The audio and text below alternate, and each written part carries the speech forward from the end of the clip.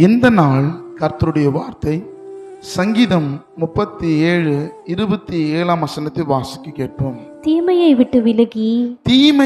விட்டு விலகி நன்மை செய் என்றென்றைக்கும் நிலைத்திருப்பா. எனக்கு அன்பான தேவ பிள்ளைகளே, தீமை விட்டு விலகுவது ஒரு பெருத்த ஆசீர்வாதம். தீமைக்கு தீமை செய்யாதபடி உங்களுக்கு தீமை செய்தவர்களுக்கு நீங்கள் நன்மை செய்வீர்கள் என்று சொன்னா வேதத்தினுடைய ஆசீர்வாதம் என்றென்றைக்கும் நிலைக்கத்தக்கதான ஆசீர்வாதத்தால தம்முடைய பிள்ளைகளை நிலைநிறுத்துவதற்கு தேவன் உண்மையுள்ளவராக இருக்கிறார். இந்த காலை வேளையில ஒருவேளை கர்த்தருக்கு எதெல்லாம் தீமை என்று உங்க இருதயத்தில் ஆண்டவர் உணர்த்தப்படுகிறாரோ அந்த எல்லா காரியத்துக்கும் விட்டு விலகி நன்மை செய்ய உங்களை நீங்கள் முயற்சி செய்யும் பொழுது கர்த்தருடைய ஆசீர்வாதம் உங்க தலைமையில எப்பொழுது நிலைத்திருக்கும். கர்த்தர் உங்களை ஆசீர்வதிப்பார். ஆமென்.